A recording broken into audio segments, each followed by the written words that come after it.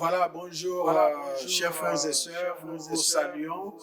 De là où vous nous accueillez, vous nous rejoignez. Nous, c'est l'église francophone de Pékin, autrement dit le BIC French. Depuis la Chine, Pékin c'est Beijing, et nous sommes l'église francophone, une des églises locales de la grande communauté de Beijing International Christian Fellowship, le BICF.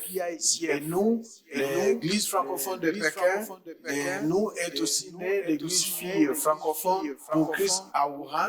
Nous connaissons Wuhan, qui est devenu célèbre parce que le coronavirus qui sévit le monde entier aujourd'hui a commencé à Wuhan. Aujourd'hui, Wuhan est déjà en déconfinement, mais nous, à Pékin, nous continuons. Nous sommes dans le 4e mois et le confinement a gagné le monde entier.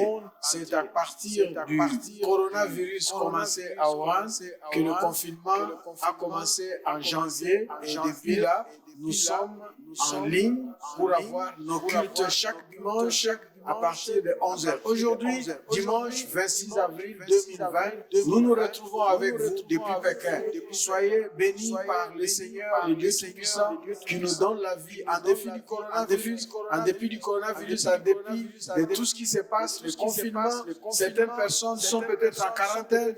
Dieu est là, sa grâce est avec nous, il nous fait du bien et nous le bénissons et nous le saluons. Nous vous saluons aussi là où vous êtes, aux États-Unis, au Canada, en Europe, en Afrique, où vous nous accueillez, même ici en Chine, à Pékin, dans vos appartements, dans vos chambres, chers étudiants et étudiants, dans vos maisons, chers diplomates, et frères et sœurs, vous qui êtes dans les différents endroits où vous nous recevez, soyez bénis en ce jour de dimanche 26 avril, alors que nous sommes rassemblés, nous, comme nous l'avons dit, l'église francophone de Pékin, vous avez mon épouse, la mère des nations, Maman Chantal, Donga, de sa naissance, Ngangomo, parce que moi c'est Jess Diop Ngangomo, votre frère.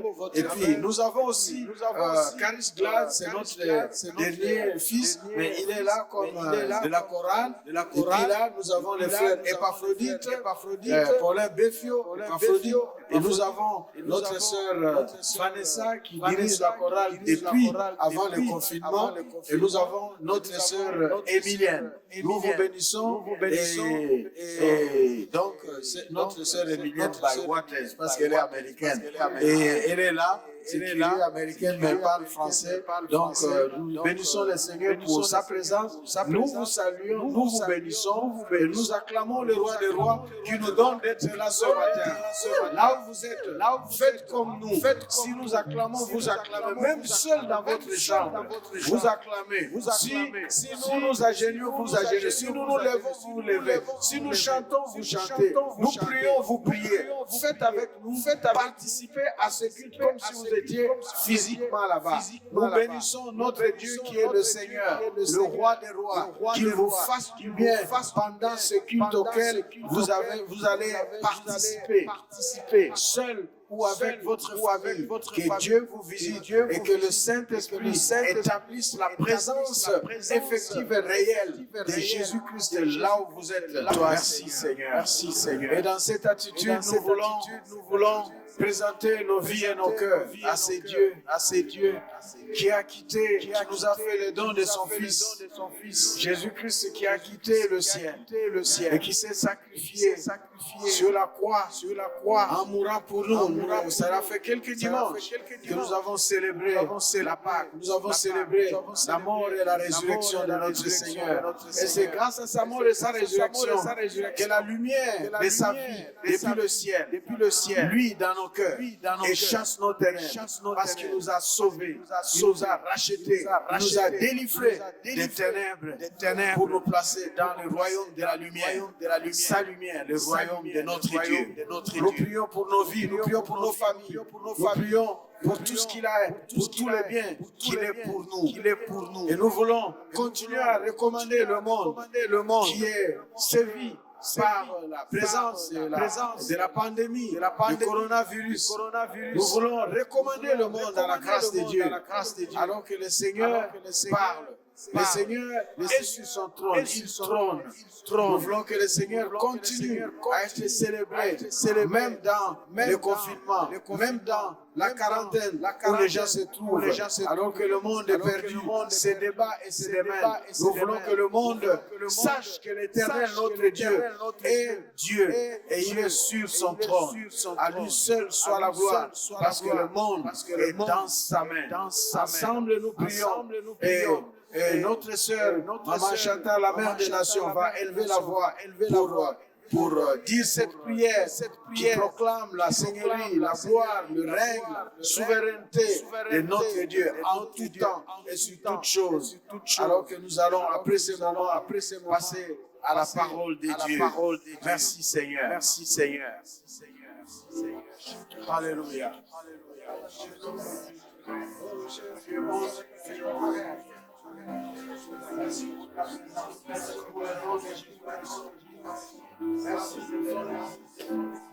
Merci Seigneur.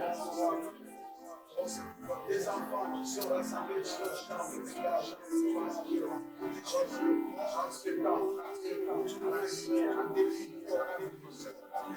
la parole de Seigneur, toi tu es Dieu, c'est toi qui es pour que mon regard est toujours vers toi, des dieux qui habitent, des dieux qui trônent, des dieux qui règnent, des dieux souverains, et en Jésus, tu nous fais du bien. Merci.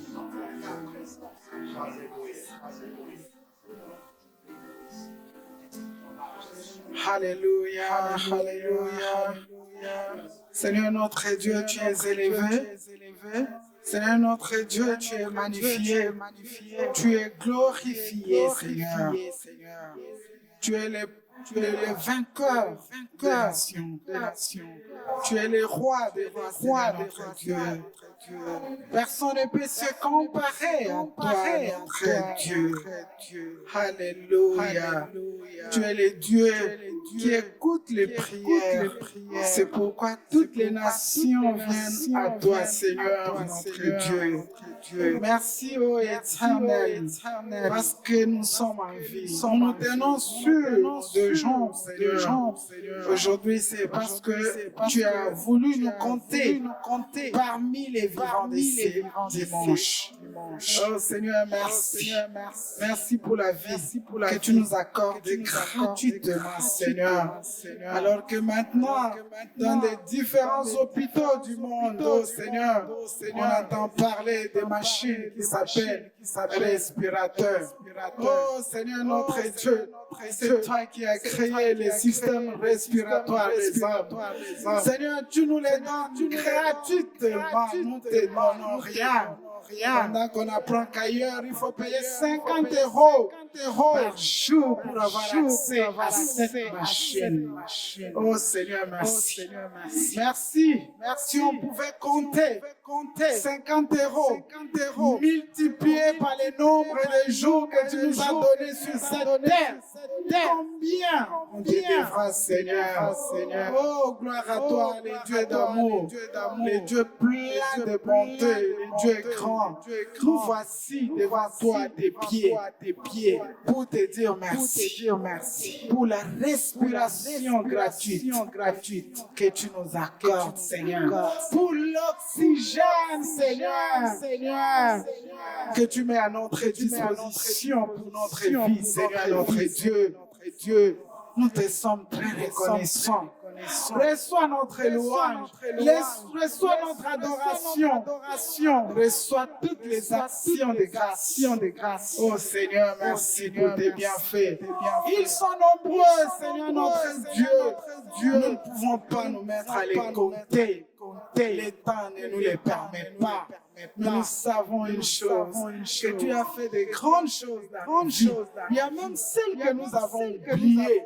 Mais nous savons une chose, instant après instant, Seigneur, nous bénéficions de ta faveur, grâce ta faveur, vie vie, la faveur guérison, et la faveur salut des âmes perdues, Seigneur. Gloire à toi, notre Dieu. Tu es élevé au-dessus des épidémies. Tu es élevé au-dessus de toutes sortes de maladies. Parce que sur la croix, Seigneur, tu as été crucifié. Et le maître sûr que tu as eu, Seigneur, c'est pour notre guérison. Voilà, aujourd'hui, tout le monde a peur. Tout le monde a peur d'être contaminé par le coronavirus. Tout le monde a peur. Seigneur, tu as dit que tu nous envoies comme les brebis parmi les loups et que nous ne puissions pas avoir peur. Seigneur, aujourd'hui, les loups, c'est cette pandémie. Tout le monde, Seigneur, est épuisé. Tout le monde, Seigneur, est surpris. Tout le monde ne sait que faire. Tout le monde est bouleversé. Seigneur, notre Dieu, tu es vivant et tu es puissant. C'est pourquoi c'est à tes pieds, devant toi, que nous venons encore une fois de plus solliciter ta grâce sur la terre. Ta grâce sur les âmes, sur ton peuple que tu as créé et ton peuple que tu as racheté par ton sang précieux et puissant. Seigneur, manifeste ta puissance, manifeste ta gloire. Que tu règnes, que tu viennes sauver cette terre par tes mains précieuses sur la croix.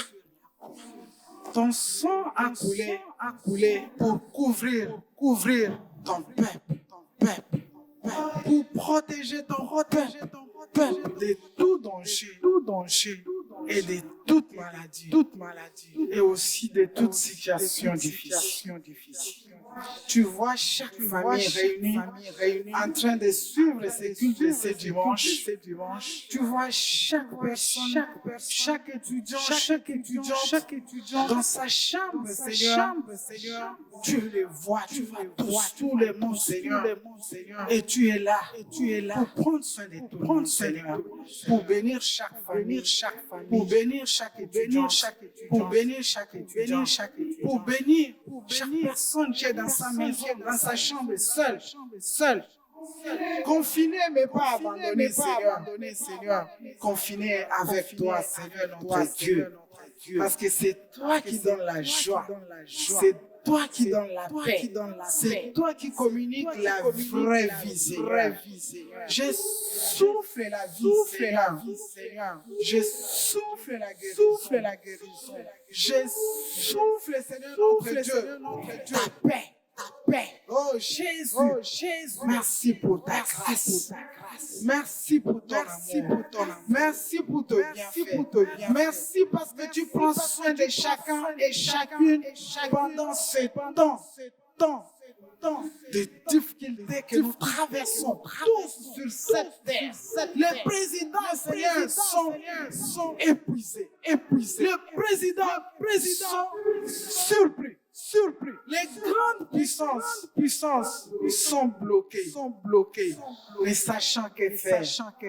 Gloire à toi, notre recours, notre secours, notre forteresse, notre rempart, notre refuge, notre secours qui ne manque pas pendant ces temps de la détresse. Nous te couronnons, te bénissons, nous t'exaltons parce que tu restes le seul maître, créateur de l'univers, visible et invisible, créateur de toutes choses, créateur de chaque personne, créateur de ce que nous voyons et ce que nous ne voyons pas. Tu restes le maître de l'univers, le maître de l'histoire. Tu restes le vainqueur cœur de grande puissance, le vainqueur des nations. Que tu règnes, en maître, règne en Seigneur. Au nom puissant de Jésus, nous avons ainsi prié et nous disons Amen, Amen, Amen. Amen, Amen. Nous acclamons le Seigneur et nous nous asseyons. Nous acclamons le Seigneur ici. Nous acclamons le Seigneur dans nos chambres, là où nous nous trouvons, parce que nous voulons écouter la parole de Dieu. Lors de nos cultes en ligne comme ça, nous ne faisons pas beaucoup de choses. Nous chantons à notre Dieu, nous le remercions pour la vie et nous écoutons le Seigneur nous parler. Et la parole de ce matin nous introduit dans une courte série que nous allons aborder 2 ou 3 fois. Et cette série est intitulée À haute voix.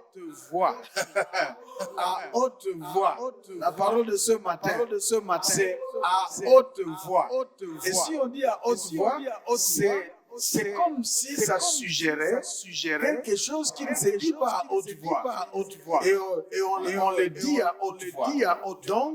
Donc, la série que nous commençons aujourd'hui s'intitule À haute voix, comme série. Aujourd'hui et dimanche prochain, nous serons déjà en mai, parce que ça c'est le dernier dimanche du mois d'avril, dimanche 26 avril 2020. À haute voix. Et de quoi allons-nous parler aujourd'hui à haute voix? Comme titre 1, à haute voix. Titre 1, c'est quoi? Et si le coronavirus était envoyé par Dieu? Voilà. Est-ce que c'est une question? Est-ce que c'est une exclamation? C'est une question. Si on la prend comme une question, ok. Est-ce que c'est Dieu qui a envoyé le coronavirus? Cette question-là est déjà montée dans la tête, dans le cœur, et a été prononcée sur les lèvres de plusieurs d'entre nous. Ceux qui prient et ceux qui ne prient pas.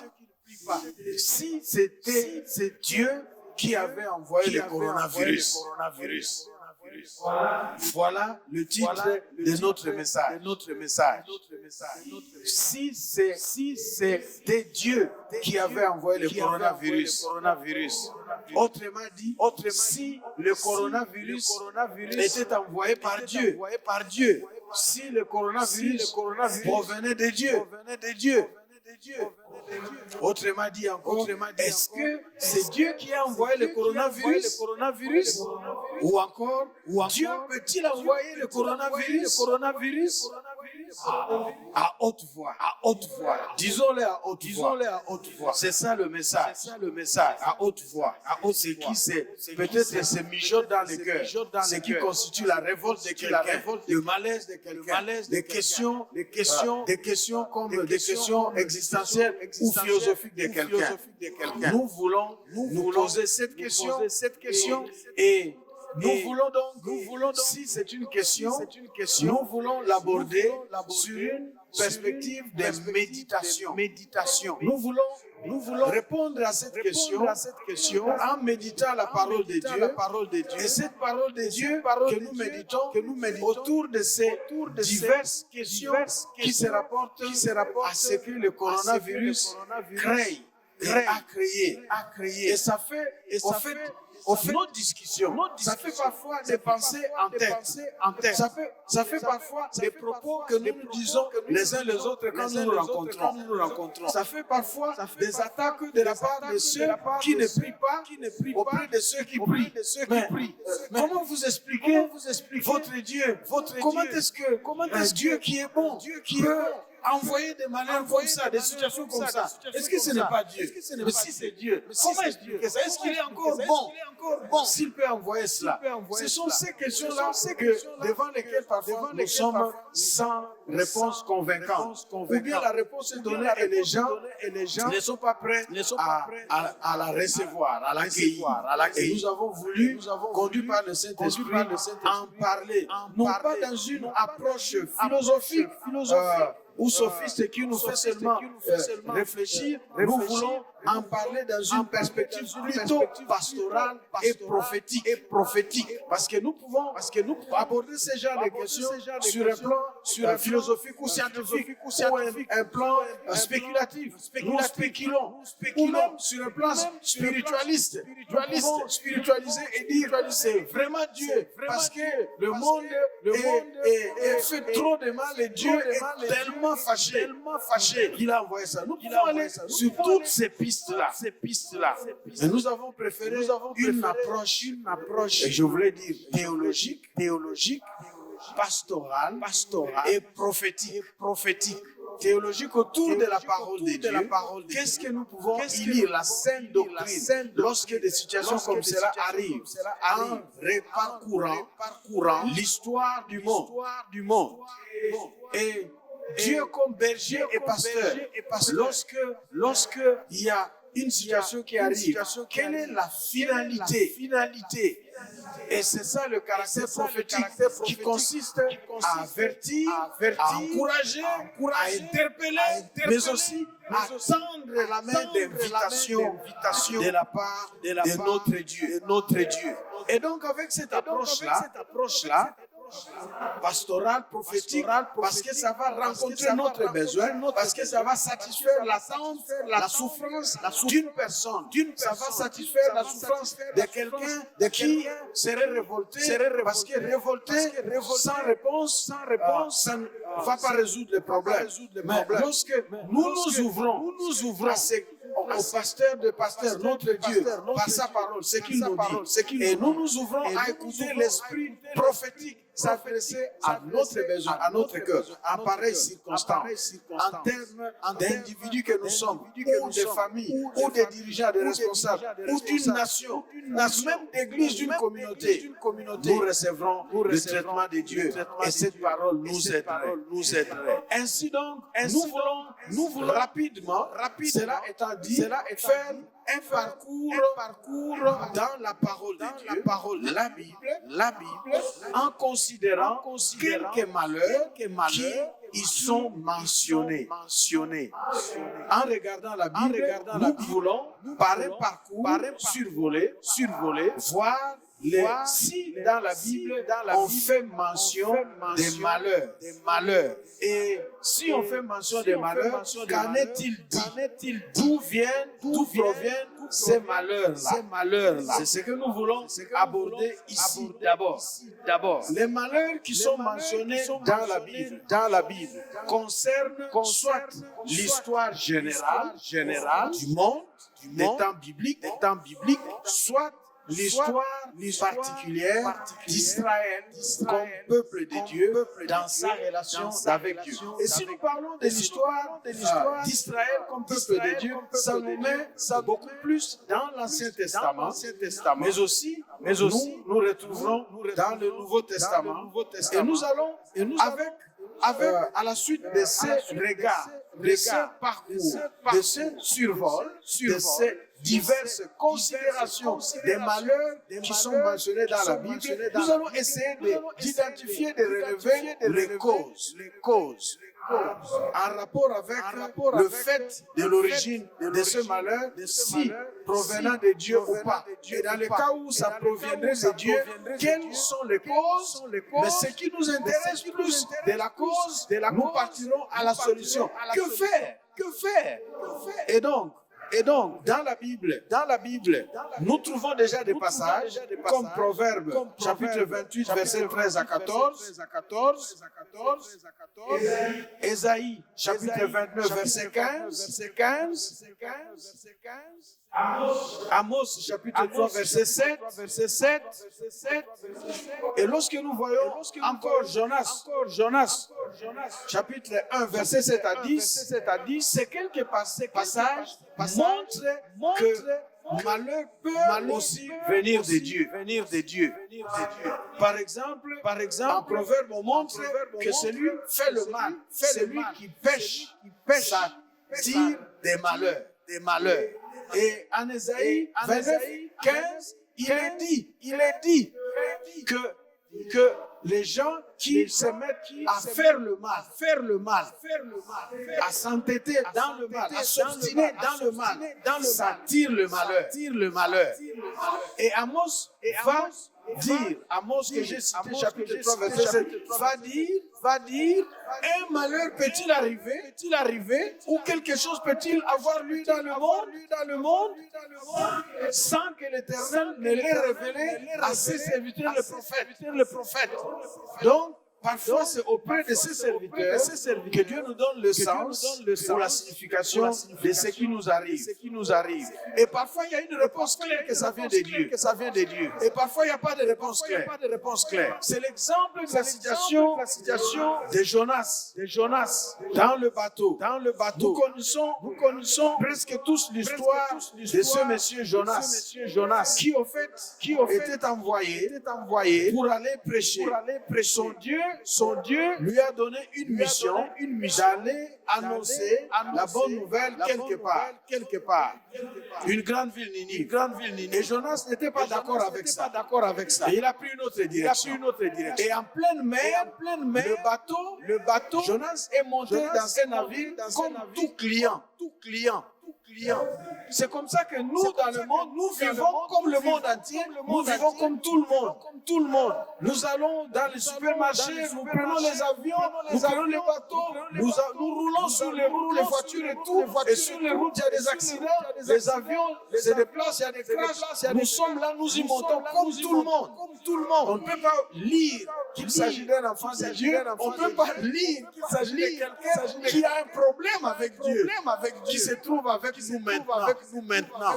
Nous sommes là tous. Et Jonas s'est retrouvé dans un navire, en train de fuir, alors que les autres passagers étaient dans leur voyage. Certains faisaient même des affaires et c'était des commerçants.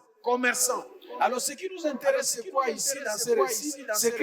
C'est que le bateau a commencé à chavirer et à vouloir se noyer au point de craquer. Et les gens qui sont là, à cause de leur culture, les marins, ceux qui fréquentent les eaux, ils savent que quand il y a turbulence, il y a le vent, il y a des vagues. Ça s'explique par le fait du temps. Nous sommes en telle saison, nous sommes en telle période, c'est compréhensible.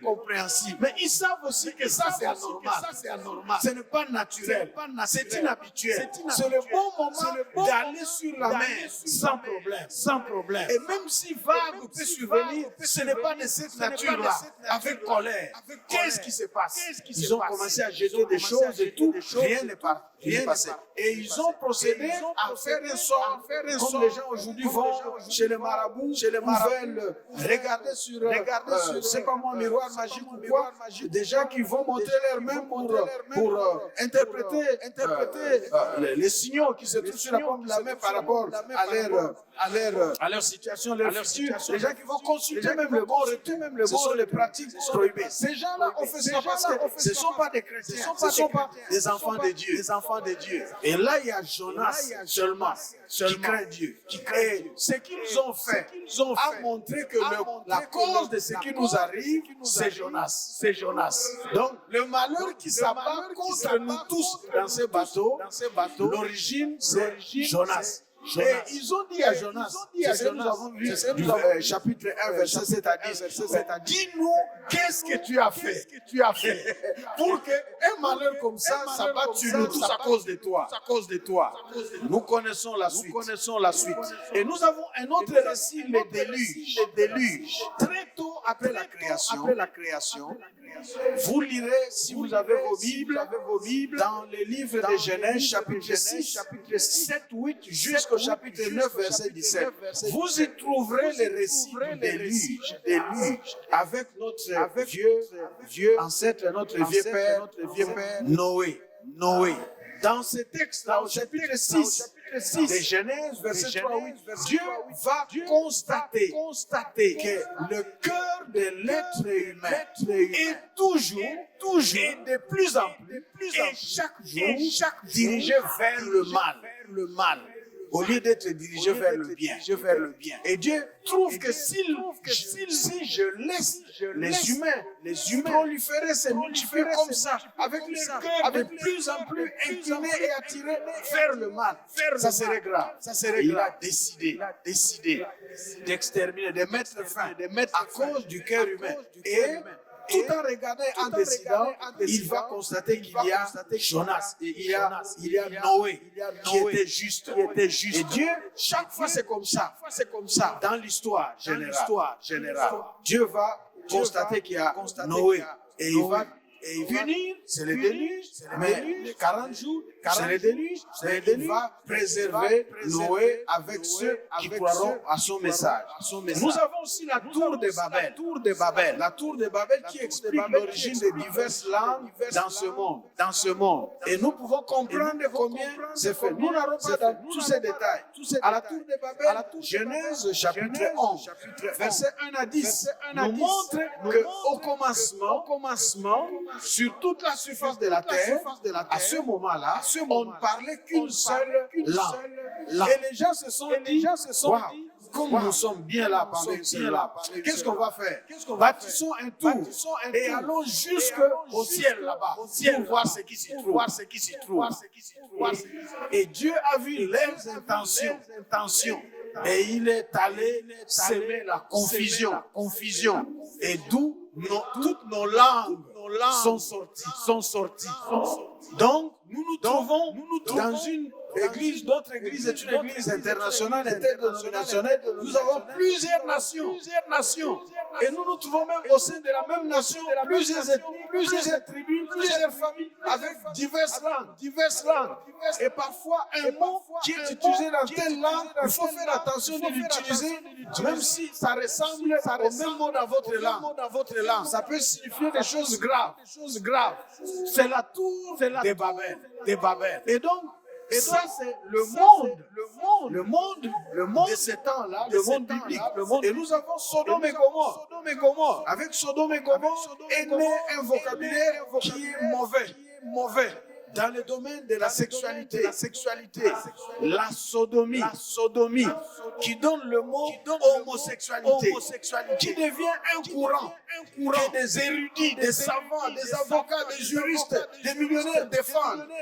Et des gens se mettent pour tout un tas de droits. Mais c'est parti des fils d'un comportement proscrit, interdit par Dieu. En Genèse chapitre 18 et 19. Aujourd'hui, c'est arrivé à un monde. Et aujourd'hui, c'est devenu une pratique sur laquelle même des enfants de Dieu, même des chrétiens, des personnes d'éthique, on se divise. Mais nous savons quel malheur ressorte, quel malheur a frappé Sodome et Gomorrhe. Et nous savons quel malheur frappe ceux qui se trouvent dans la pratique caractérisant la vie de Sodome et de Gomorrhe. Aujourd'hui encore. Nous pouvons citer des malheurs comme des fléaux qui ont frappé l'Égypte du temps de Pharaon pour libérer par exemple, les enfants d'Israël qui étaient en esclavage par Moïse. Il y aura dans la Bible un récit de différents malheurs qu'on va appeler les plaies ou les fléaux. De l'eau transformée en sang, les grenouilles, les sauterelles, des furoncles, jusqu'au sacrifice des premiers-nés, la mort des premiers-nés. Mais nous connaissons aussi des malheurs de cette année qui ont frappé l'Égypte. N'oublions pas que l'Égypte, ce que nous citons se trouve dans la Bible, mais à ce temps-là, l'Égypte était comme les États-Unis aujourd'hui, c'était la puissance mondiale. Première puissance. Donc nous sommes dans une histoire biblique qui rime, qui coïncide avec l'histoire générale. L'histoire générale mentionne aussi le temps de la dynastie égyptienne comme première puissance. Et donc, Nous savons que le récit de Joseph, c'était l'explication de ces rêves que le pharaon a fait où il y avait 7 années de famine. La Bible dira la famine a sévi l'Égypte et le monde entier. Une famine. Nous trouvons ça en Genèse 39, verset 47, comme malheur, jusqu'à Jérusalem. Et nous avons donc, par exemple, pour Israël et les autres peuples, nous aurons dans la Bible des malheurs comme les guerres, les invasions, les invasions des sauterelles. Cela fait pas un mois que le monde, depuis l'Europe et surtout l'Afrique, il y a eu invasion des sauterelles. Et cette invasion des sauterelles, on en a pu parler. Pourquoi? Parce que les sauterelles étaient nombreux, ils étaient des centaines de milliers. On se demandait même pour ceux qui les mangent, quand vous allez les cueillir, les attraper pour les manger, ils tombent sur vous, ils vous envahissent à tel point que vous n'avez même pas le temps de les avoir pour aller les griller ou les préparer ou les rôtir c'est pas moi quoi. Les sauterelles. En milieu, on ne parle plus parce que un seul autre malheur, infime, tout petit, qu'on ne peut pas voir avec l'œil, qui s'appelle coronavirus. COVID-19 a surgi. Et jusqu'à présent, on en parle. Et nous voyons donc des signes de malheur, des invasions dans la Bible. Ça parle de famine, ça parle de peste. Et nous voyons les pestes, ce sont des sortes de maladies dont les effets sont similaires à ce que nous vivons lorsque quelqu'un est atteint du coronavirus. Lorsque quelqu'un est atteint du sida. Nous avons aujourd'hui avec la science des langages. Ce sont les spécialistes en médecine et en microbiologie et autres qui, lorsqu'ils découvrent, ils identifient et ils donnent un nom scientifique. Mais les signes, les symptômes ne sont pas différents de ce qui s'est déjà passé dans l'histoire et qui se trouve décrit ici et là dans la Bible. Jésus parlera aussi en annonçant la fin du monde. Quand vous lisez Matthieu, l'absence de Dieu. Lorsque Dieu est absent, le terrain n'est pas vide. Lorsque Dieu est absent, quelque part, c'est l'endroit, c'est Dieu. Lorsque Dieu est absent, dans un cœur, dans une vie, dans une famille, il n'y a pas vide. Le diable, c'est Dieu là. L'abandon de Dieu, lorsqu'on a connu Dieu et on a abandonné, on s'est révélé contre Dieu. L'abandon peut être la révolte contre Dieu, la rétrogradation contre Dieu dans sa foi, pour suivre l'argent, le plaisir, ou bien on vit avec Dieu, on mélange le cerveau et le cerveau. On prie Dieu, on va chez les gens, et chez d'autres personnes, on va considérer le monde à des fétiches. Ce sont des choses qui sont des malheurs. Adultère ou l'infidélité spirituelle, la relation avec Dieu a constitué une des causes de la colère de Dieu qui s'acharne le malheur.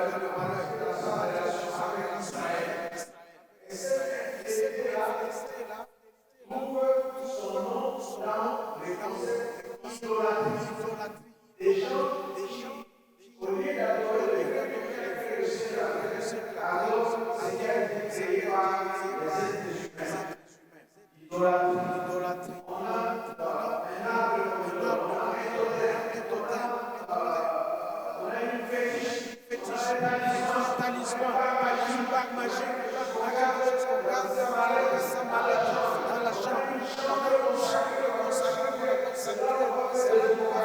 On est contracté avec une sirène, nous visiter. Il fait office de femme ou de mari. On a vendu, peut-être on a fait des pactes pour vendre les affaires. Ces choses-là, idolâtrie. Avec ses corollaires comme ça amène le malheur. Et nous avons le diable comme ennemi acharné de Dieu. Si nous disons le diable, donc ce n'est pas Dieu. Dieu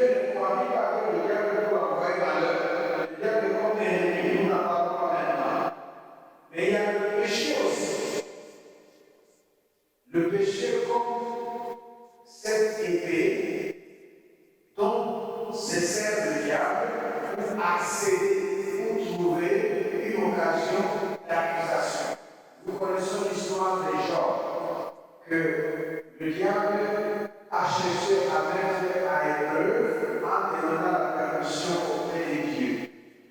Il a dit, tu lui as donné richesse et honneur, prospérité. C'est pour cela que tu es comme ça attaché à toi. Permets-moi seulement de le faire ce que tu verras avec le diable. Et Apocalypse définit le diable comme l'accusateur des enfants de Dieu. Pour nous accuser, il cherche le péché. Les diables pour accepter, il cherche le péché. Donc nous avons ici des causes qui permettent à ce qu'un malheur nous convienne, parce que lorsque cette cause-là a pris place dans notre vie, dans l'histoire d'une nation, d'un peuple, dans un pays, ou dans l'histoire du monde, ou d'un groupe, dans la société, ça va appeler la justice et la sainteté de Dieu. À cause de sa justice et de sa sainteté, lorsque nous menons notre vie avec un cœur méchant, durcissement, loin de Dieu, nous défions Dieu, nous le bafouons, nous l'abandonnons, nous faisons de notre vie n'importe quoi, nous croyons bien de tout. Dieu nous montre que nous sommes finitus. Et là, les malheurs inimaginables peuvent nous atteindre. Nous voyons donc aussi que les malheurs peuvent provenir de Dieu. Si ça provient de Dieu, il y a entre autres les causes que nous avons citées. Mais puisqu'il s'agit d'un message non philosophique pour le plaisir de parler de ça, que faire alors? Ça, c'est la dimension existentielle, la dimension pastorale. Lorsque nous nous trouvons, supposons que le coronavirus est un malheur qui nous vient de Dieu. Que faire? Lorsque dans votre vie, vous êtes frappé par un malheur, et vous pensez que ça vient de Dieu. Que faire? Voilà. Que faire lorsque nous sommes frappés par un malheur que nous attribuons à Dieu, dont l'origine serait très claire que ça, c'est la colère de Dieu qui est sur moi. Ça, c'est la colère de Dieu qui est sur notre famille. Ça vient vraiment de Dieu. Que faire? Suivez très bien aimé dans le Seigneur, afin que, parce que le coronavirus n'est pas encore fini, mais je dis, afin que, oui, parce que le coronavirus n'est pas le dernier malheur qui vous frappe, nous continuerons à vivre. Il y aura encore d'autres malheurs qui frapperont le monde. Il y aura encore d'autres malheurs qui frapperont notre vie personnelle. Il y a d'autres malheurs qui peuvent atteindre la famille. Il y a des malheurs qui peuvent encore atteindre toute une nation. Nous ne sommes pas contraints de malheur. Nous voyons la réalité de la vie. Et ce qui nous intéresse, ce n'est pas de rentrer dans la spéculation des une seule attitude est bonne. Une seule attitude est correcte. Meilleure. Qui prime de toute autre attitude comme réponse dans tous les cas. Se repentir. Se repentir de son péché. Nous repentir de notre péché personnel.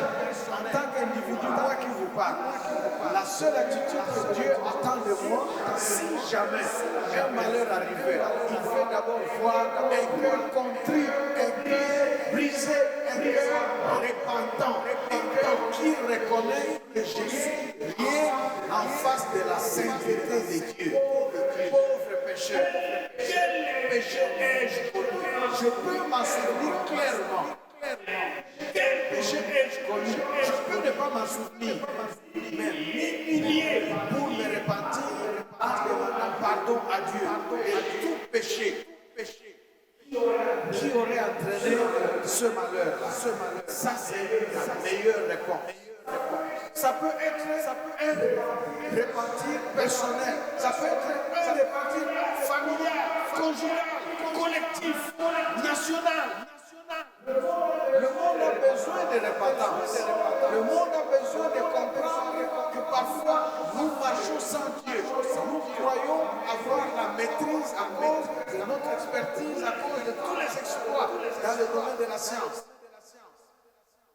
Nous avons besoin de nous repentir. La repentance, c'est la meilleure attitude. Et nous avons dans la Bible des gens comme Abraham. Par rapport à son neveu Lot qui était à Sodome. Donc Dieu avait pris la décision de faire mourir avec Sodome et Gomorrhe de la méchanceté et des vices dans le domaine surtout sexuel. Abraham a supplié Dieu. Et quand vous lisez Genèse au chapitre 18e, verset 25, j'aime ce verset-là, c'est un verset fort. Abraham dit à Dieu, le Dieu juge toute la terre. Va-t-il se comporter comme ça? Il va faire périr et les justes et les méchants dans la confusion parce qu'il est en colère, parce qu'il veut frapper.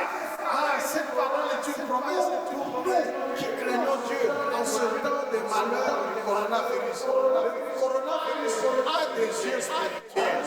Moi, j'ai dit, ces yeux spirituels du coronavirus ne vont pas vous montrer. Il va chercher, c'est pourquoi il voit que ça là, je ne peux pas y aller. Parce que les dieux juges de toute la terre ne fait pas mourir et les justes et les méchants et les coupables et les non coupables. Gloire au Seigneur. Abraham a touché le cœur de Dieu. Dieu fait une repentance vis-à-vis de la rébellion des enfants d'Israël qui défiaient Moïse. Moïse a dit, Seigneur, s'il te plaît, pardonne ce peuple. C'est toi-même qui l'as enfanté. Tu le connais. Tu sais combien il est têtu. Pardonne ce peuple. Parce que toi, Dieu, tu es miséricordieux. Tu es lent à la colère. La repentance, c'est la seule attitude. Oui.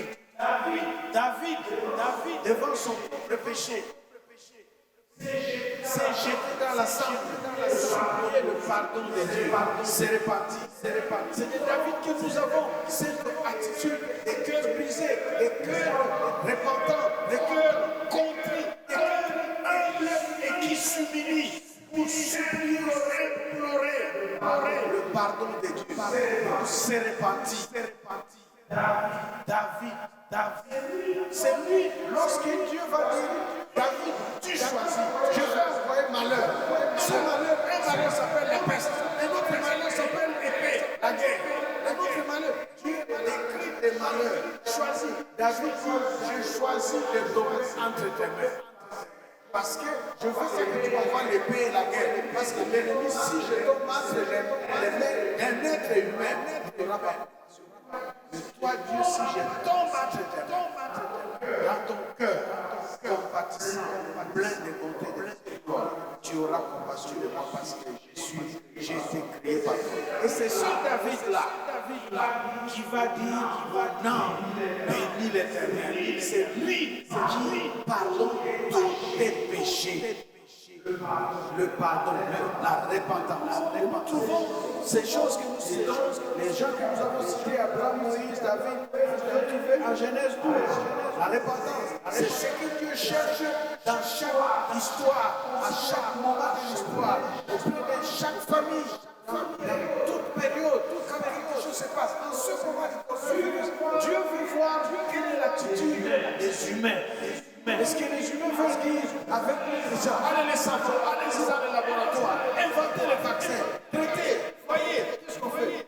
Nous nous trouvons devant une situation où les experts, ceux qui sont prêts, ils se trouvent, ceux qui sont reconnus comme première puissance, ils se trouvent confus, ils se trouvent en train de regarder qu'est-ce qui se passe, en train maintenant de dire, d'utiliser un langage même à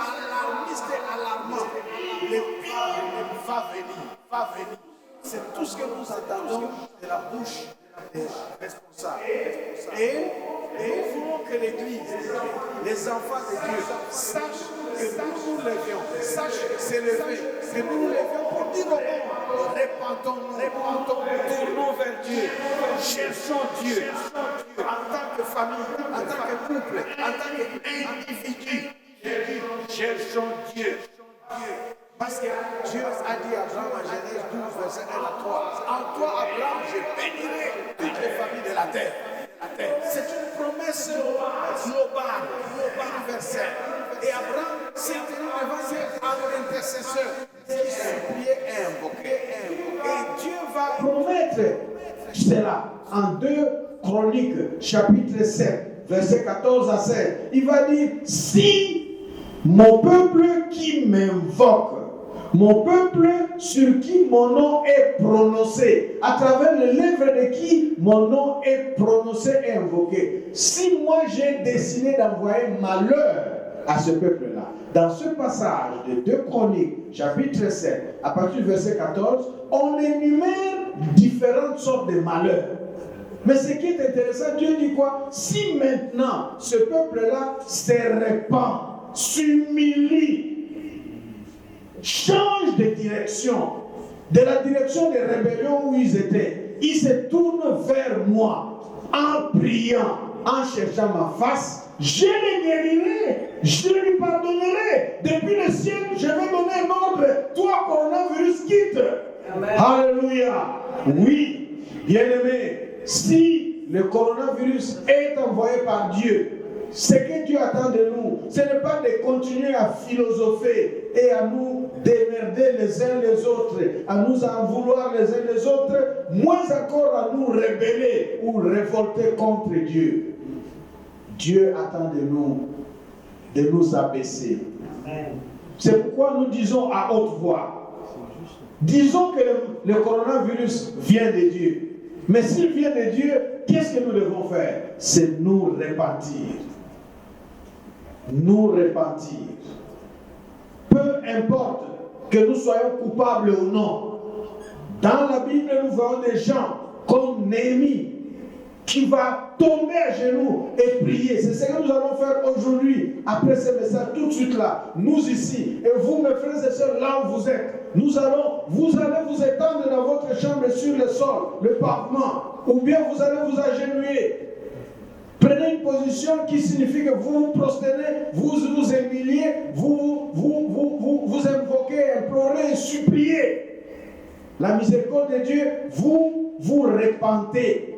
Je disais que Néhémie il n'avait personnellement pas péché. Il a dit, Seigneur, pardonne les péchés de mes pères. Et il a cité quels péchés ses pères ont commis. Nous pouvons ne pas être coupables d'un péché qui mérite un coronavirus, mais quelqu'un peut avoir commis ces péchés-là. Donc, sans chercher à identifier la cause, un État, parfois, ça m'a fait penser à mes compatriotes africains qui aiment en vouloir aux colons, qui aiment en vouloir à ceux qui sont venus en Afrique, qui ont tout pris, qui continuent à faire notre malheur, à exploiter, à ne pas vouloir le développement. Parfois même les dirigeants. Mais ces gens-là qui en veulent à ces colons, en position de pouvoir de faire du bien, maintenant là, font parfois pire que ces colons. Nous avons besoin de nous arrêter à chercher le coupable.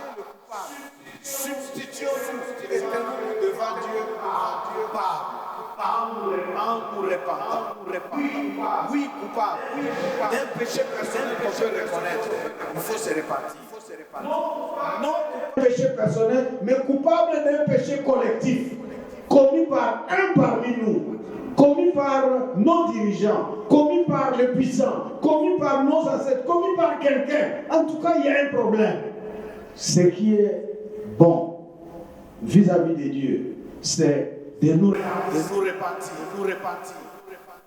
En nous substituant de ceux à la place de ceux que Dieu nous a frappés de ce malheur. Amen.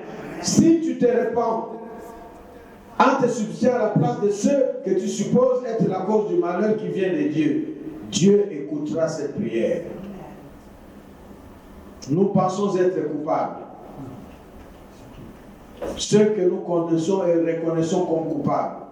Peut-être c'est nous-mêmes, peut-être c'est pas nous, c'est les autres.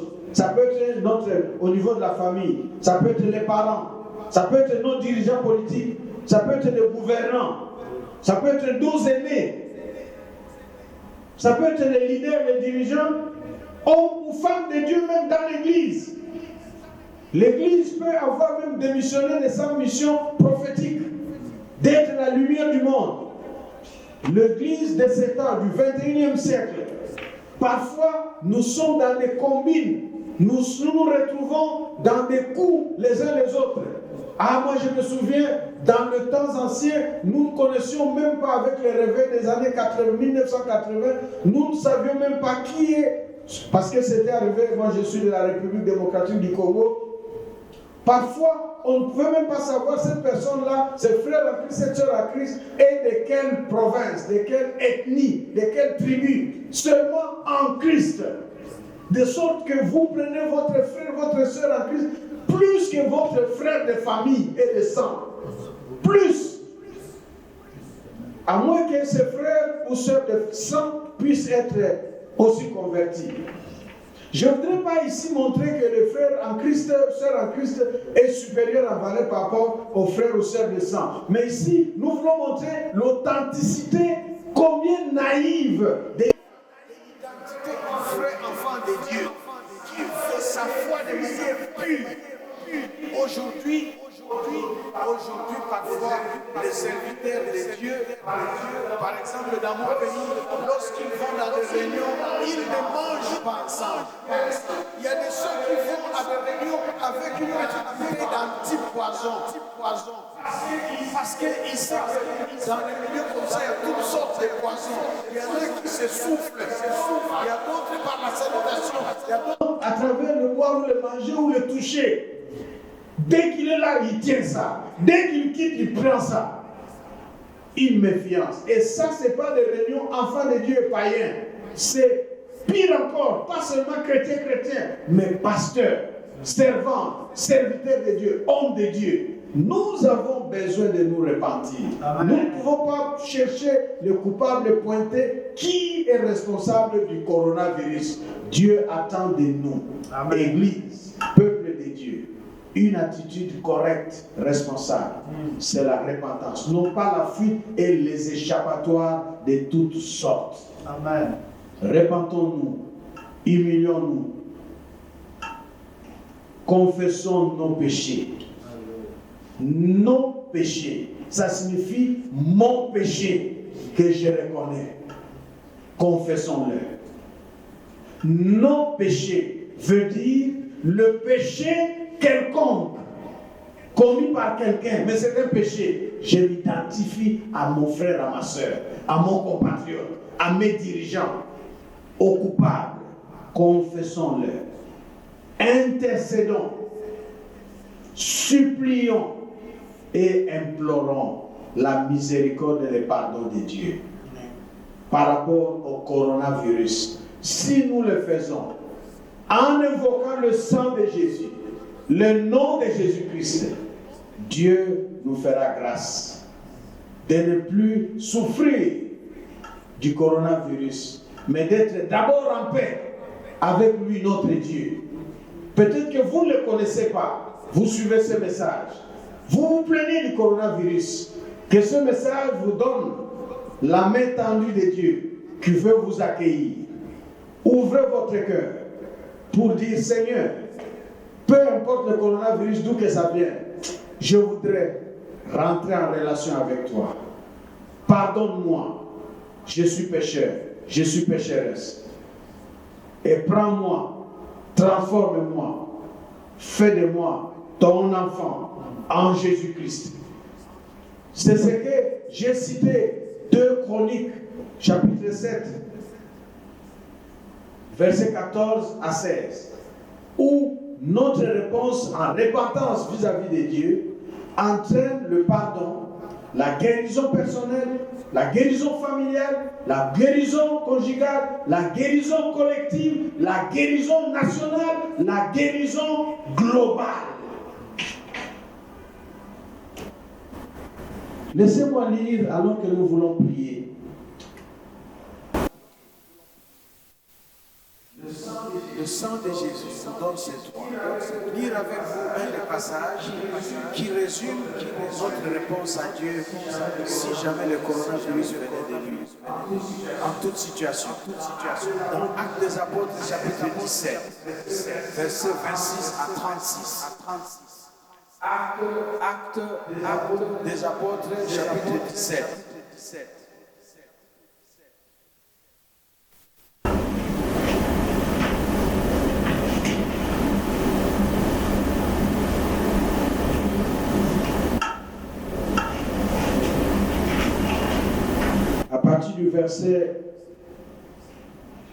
Lisons à partir du verset 26. Actes des Apôtres, chapitre 17, à partir du verset 26.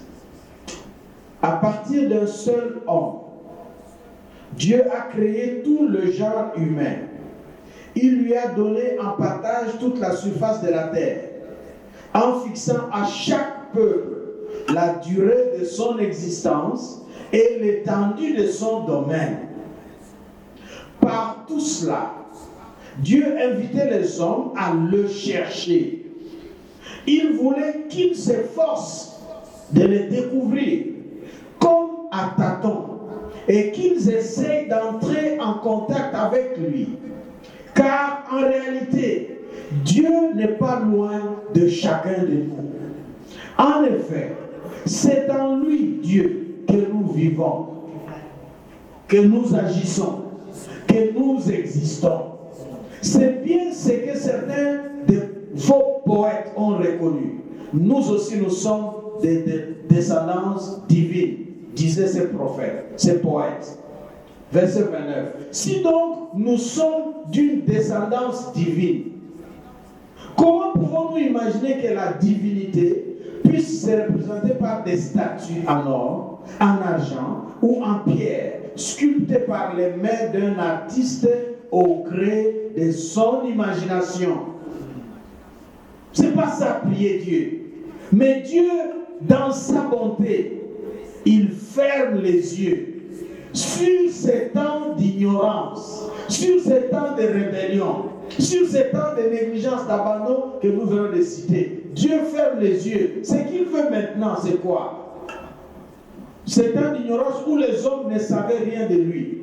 Aujourd'hui, voilà le message prophétique, voilà le message pastoral en temps de coronavirus. Ce que Dieu veut de nous. Aujourd'hui, par contre, il fait annoncer à tous les hommes et à toutes les femmes, en tout lieu, qu'ils doivent se répartir, se convertir, changer, parce que Dieu a déjà fixé un jour où il jugera le monde entier en toute justice. Et il a destiné pour juger le monde entier comme juge suprême un homme qu'il a lui-même accrédité. En effet, il a donné à tous une raison péremptoire de croire en cette personne-là. Et cette personne, il l'a ressuscité d'entre les morts. Il s'appelle Jésus-Christ. Jésus-Christ. Dieu nous attend la fin pour nous juger. Mais pour l'instant, ce qu'il veut, que nous le cherchions. Amen. Que nous changeons, que nous nous répartions. À la fin de ce message, nous voulons nous incliner, nous qui sommes là, dans votre chambre. Inclinez-vous, prosternez-vous, humilions-nous. Nous voulons demander pardon. Avez-vous la conscience d'un péché? Avez-vous la conscience d'une rébellion? Dans votre cœur, parmi les causes que nous avons citées, le cœur méchant, le cœur mauvais ou quoi? Y a-t-il quelque chose de précis pour lequel vous devez vous humilier pour vous repentir? Nous nous repentons par une attitude d'abord de contrition dans notre cœur, humilié, brisé. Ensuite, nous reconnaissons et avouons à Dieu le mal que nous avons commis, c'est la confession. Nous confessons le péché par la prière en lui parlant, mais ça montre d'une attitude de cœur. Et enfin, nous supplions, nous implorons nous appelons sans miséricorde.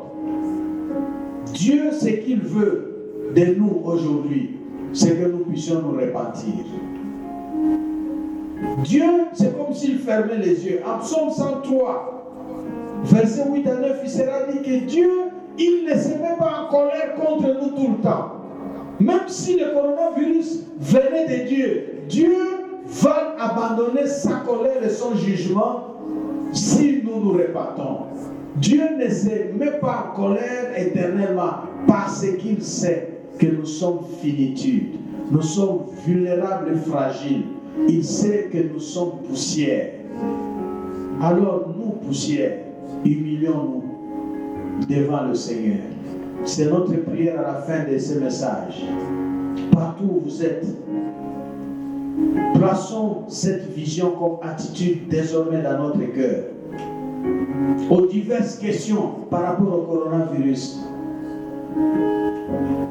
Et à celle de savoir si ça venait de Dieu. Ok, oui, ça vient de Dieu. Ce qui intéresse Dieu, c'est la réponse. Repentons-nous. Nous allons nous repentir. Parle au Seigneur. Demande pardon pour toi-même. Si tu es conscient des choses spécifiques que ce message a mis à jour, a amené à surface dans ton cœur, dans ta vie. Peut-être ce n'est pas par rapport au coronavirus, parce que la vie aujourd'hui continue. Et le coronavirus passera, il disparaîtra. Mais si nous développons, installons en nous désormais la bonne réponse, la bonne attitude, de nous repentir, et de ne pas chercher à nous échapper et à pointer l'autre et à trouver les coupables ailleurs, mais nous tenir devant Dieu pour notre propre faute, nous tenir devant Dieu pour la faute des autres, Dieu nous pardonnera. Par rapport au monde et au coronavirus, prions, mon frère, ma soeur, là où nous sommes, là où vous êtes, prions. Disons, Seigneur, pardonne. Pardonne, Seigneur, dans ton amour. Disons cette prière. Dites-le là où vous êtes. Parlez au Seigneur. Dites, Seigneur, pardonne. Seigneur, pardonne. Tu es Dieu. Tu es juste, mais tu es saint. Seigneur, pardonne. Parce que pendant ce temps de coronavirus, il y a des enfants justes qui sont morts, qui ont été atteints par le virus et qui sont morts dans la foi. Seigneur, pardonne. Abraham a dit, toi, Dieu, qui a créé le monde entier, qui est le juge de toute la terre, tu ne feras pas périr les justes et les méchants, les coupables et les non coupables. Seigneur, pardonne. Pardonne-nous.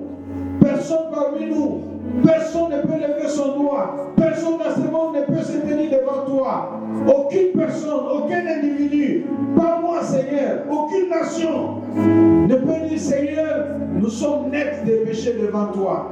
Nous venons plutôt, Seigneur, pour dire pardon. Pardonne, Seigneur, et reviens de ta colère. Pardonne-nous les péchés. Pardonne à notre famille. Supplions la grâce et le pardon de Dieu pour notre famille.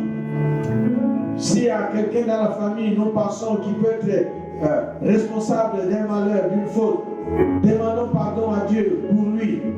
Substituons-nous pour nos dirigeants politiques, pour les dirigeants de ce monde, pour les gouvernants, pour les riches. Demandons pardon à notre Dieu. Invoquons sa miséricorde. Et tenons-nous avec un message de bonne nouvelle. Je voudrais inviter les gens, non pas à rentrer dans la révolte et la rébellion, et dans des questions qui ne sont pas philosophiques, mais plutôt à se repentir. À notre voix, si le malheur, le coronavirus venait de Dieu, ce qu'il attend de cette réponse, c'est de nous repentir.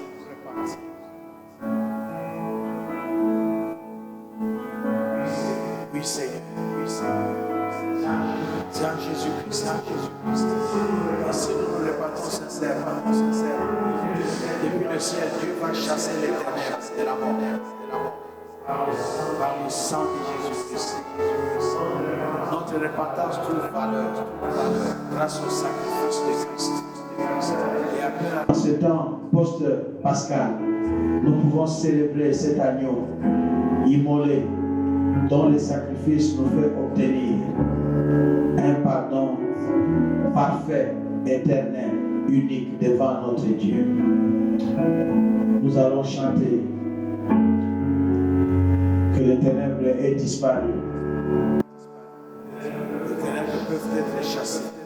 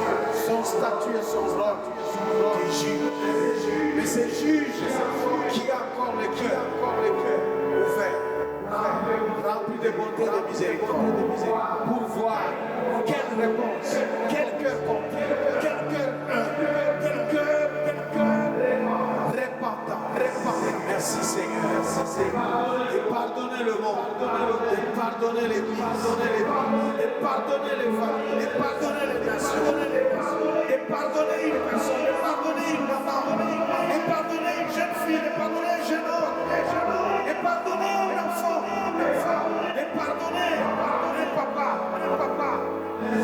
Merci Seigneur, Saint-Esprit, déclencher une onction de repentance, pour que nous changions de comportement, pour revenir à toi, afin que malheur ne nous frappe plus de toi. Merci Seigneur. Nous n'allons pas quitter et terminer ce culte en restant à genoux en train de nous repartir. En chantant ces refrains, Levons-nous en chantant ce chant. Et en nous levons nos mains. Nous chantons ces refrains.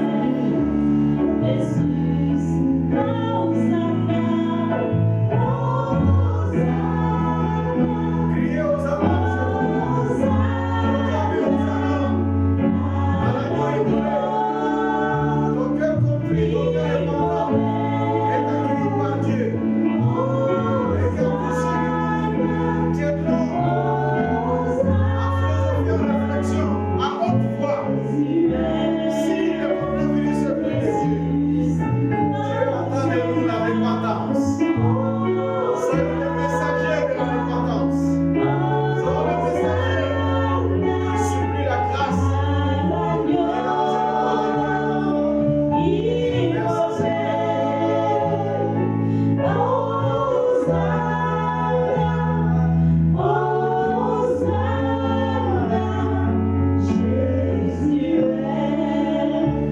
Merci Nous acclamons le roi des rois, acclamons le Seigneur, le roi des rois. Merci Seigneur, merci pour le bien que tu nous as fait. Nous sommes à la fin de ces cultes et nous vous disons merci d'être venus. Nous disons merci à notre frère Eric de la technique qui est là. Vous savez aujourd'hui, le 26 avril, dimanche 26 avril, c'est l'anniversaire d'Eric, de Johan Eneme. Johan Eneme, c'est le fils aîné de notre frère Eric. Joyeux anniversaire à toi, Johan. Depuis la maison où tu suis ces cultes en direct, joyeux anniversaire à toi. Et très bon dimanche chez vous, en Asie, aux États-Unis, au Canada, en Amérique, aux Philippines, en Angleterre, en France, en Belgique, en Afrique, ici en Chine, au Rwanda, partout où vous nous suivez, partout où vous nous avez suivis, partout où vous nous suivrez. Soyez bénis. Soyez bénis avec notre message et l'équipe d'aujourd'hui à haute voix. À suivre dimanche prochain.